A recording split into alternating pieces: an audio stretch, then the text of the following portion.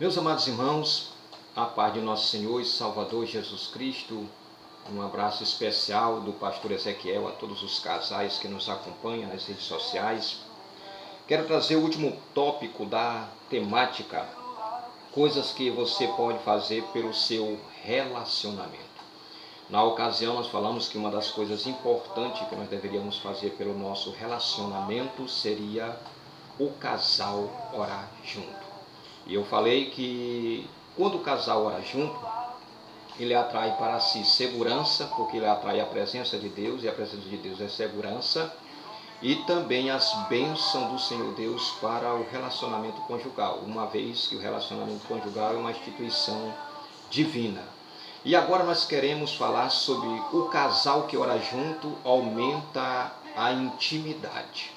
Porém, antes de nós começarmos a falar sobre esse assunto, eu gostaria que você se inscrevesse no canal, deixasse aí a sua curtida, fizesse o seu comentário e compartilhasse com os outros casais para que eles possam também ser abençoados em nome de Jesus. É claro, se você estiver gostando do que nós estamos gravando, do que nós estamos colocando no YouTube.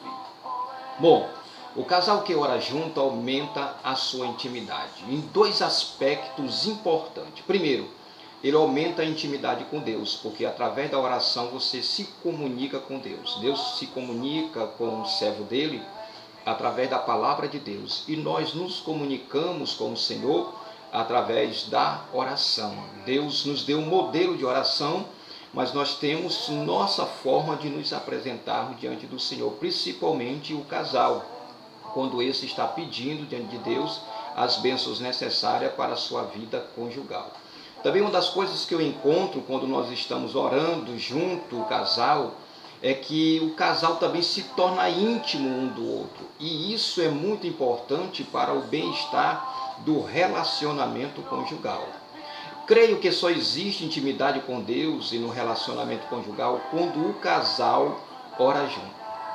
Quando os cônjuges oram, abre-se um mundo de transformação. Entre elas, reações mudam também. E aí eu trouxe 3 pontos importantes dentro dessa circunstância, dessa bênção que traz, que é proporcionada ao casal quando ele ora.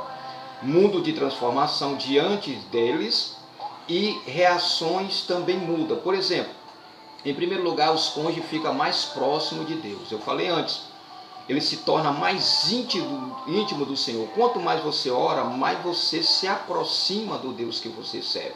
Segundo, o temperamento é moldado pelo Espírito Santo de Deus.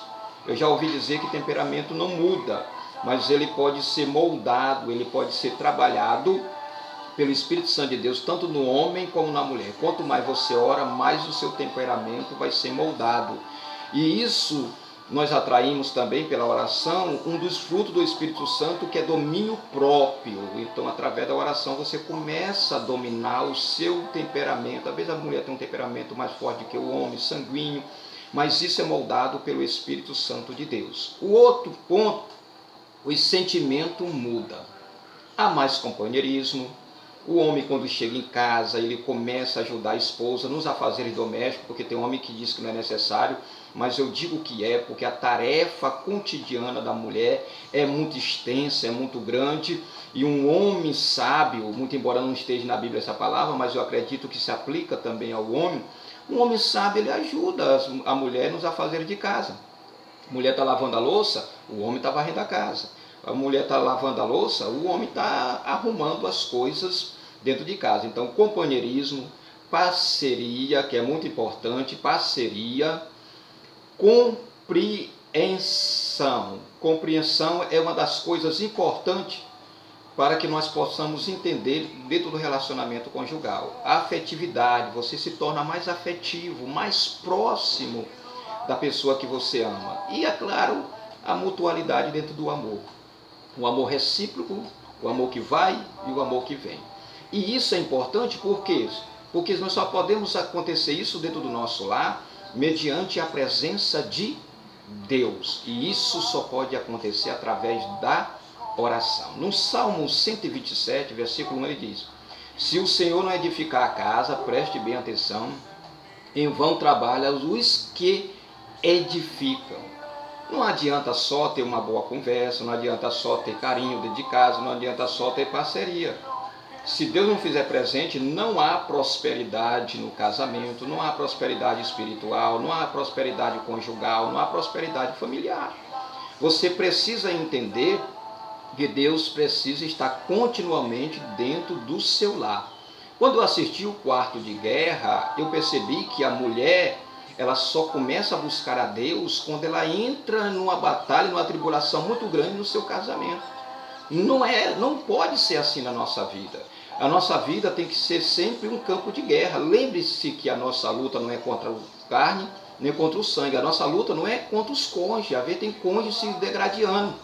A nossa luta, ela é contra os principados e demônios. Então você tem que entender que às vezes algumas coisas estão acontecendo dentro do seu lar, é uma questão demoníaca, e isso por falta de oração. Porque quando você ora, você começa a ter intimidade com Deus e ter discernimento para discernir aquilo que é natural da vida conjugal e aquilo que é sobrenatural.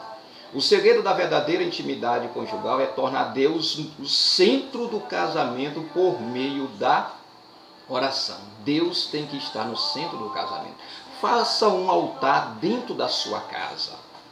Faça um altar. Eu me lembro que Abraão, Isaac, toda vez que ele se mudava de um lado para o outro, ele fazia primeiro ali um altar. E o altar significa presença de Deus. Por isso que em Mateus capítulo 6, 33 diz assim: busque, pois, em primeiro lugar o reino de Deus e a sua justiça, para que as outras coisas sejam acrescentadas. Vai sair de casa para trabalhar os cônjuges?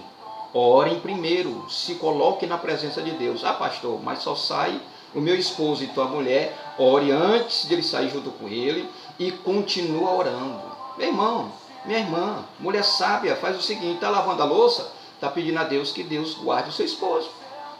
Está varrendo a casa, está pedindo a Deus que Deus guarde o seu esposo no trabalho, no ambiente de trabalho, principalmente das prostitutas, das mulheres que podem muitas das vezes tirar e de virtualizar o seu esposo a fazer algo que é errado, né? Podemos mudar a história da nossa vida conjugal? Podemos, né? Conversando com quem? Com Deus. Com Deus você muda toda a história do seu casamento. Pode não ter afetividade, vai passar a ter. Seu esposo pode não ser companheiro, ele vai passar a ser companheiro, vai passar a te dizer que ama, ele vai começar a te abraçar, ele vai começar a ser carinhosa com você e você com ele, porque Deus, sendo o dono do casamento, ele vai estar no centro do seu casamento, de forma que essas coisas vão aparecer e fluir naturalmente, sem ter cobrança do esposo para com a esposa. Amém?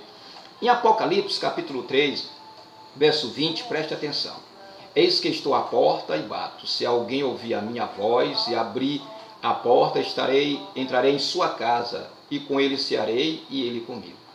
Aqui se aplica ao casal. Na igreja de Coríntio, aliás, na igreja de Laodiceia, Jesus já estava do lado de fora. A igreja se achava abastada, dona de tudo, não tinha mais contato com Deus. Às vezes acontece no casamento, o casamento está bom, né? Bom emprego, está bem, e de repente pode acontecer de que Deus esteja de fora do seu casamento. Ou às vezes está passando por situações, por quê? Porque você não chamou Deus para o centro do seu casamento. O Deus que nós servimos é um Deus que ele é educado. Ele não vai entrar na tua história, não vai entrar na minha história, não vai entrar na minha família, no meu casamento, no meu trabalho, em tudo que eu faço, se eu não permitir, se eu não tiver uma atitude de chamar. Ele está à porta do seu casamento, do meu casamento, batendo para entrar. Agora eu tenho o dever de abrir a porta. Se eu não abrir, ele não vai entrar, certo? Agora uma coisa importante que eu tenho observado, para nós terminarmos, é que muitas das vezes o cônjuge deixa o outro sozinho batalhar, entrar no campo de batalha na oração no casamento. Por quê? Nós temos que entender que deve ser o cônjuge. Às vezes o esposo espera na esposa, a esposa espera no esposo. Nós sabemos que o dia a dia estressa, vem as preocupações, vem a ansiedade, traz do dia cotidiano do casamento. É difícil suportar qualquer relacionamento se não tiver Deus no centro de tudo. E o importante é que você não se apoie só no esposo na questão da oração. e o esposo, não só na esposa. Ambos devem estar orando, buscando a presença de Deus. Você é o sacerdote. Eu tenho percebido que na maioria das igrejas, quem assume o papel de sacerdote é a mulher, porque o esposo pouco vai na igreja, o esposo pouco busca a presença de Deus, e a mulher assume a postura de sacerdote sem ela querer, porque quem deve fazer, quem é o líder da família, é você, esposo. É você que precisa assumir esta responsabilidade de estar buscando a Deus, orando ao Senhor, apresentando a sua família diante do Senhor. É você que tem que convidar a esposa. E tem esposa que está empurrando o esposo para assumir a postura de líder de casa, de macho, daquele que é o provedor, daquele que é o líder da família. A oração é como um tempero, irmão, no casamento. É como um molho que dá mais sabor ao prato conjugal. Quando a dimensão transcendental do casamento não é satisfeito, duas coisas acontecem quando não é satisfeito pela oração. Primeiro, sensação de vazio. Passamos a viver uma impressão pessimista de que nos falta algo. E é verdade, falta a presença de Deus. Segundo, sensação de desânimo. Essa sensação gera reações de cobrança entre os dois, começam a se cobrar, e frustração e dúvida. Começa a aparecer dúvida se o casal se ama, um monte de coisa vai aparecer. Coloque Deus em primeiro lugar. Que Deus te abençoe, que Deus te guarde, que Deus te proteja, em nome de Jesus.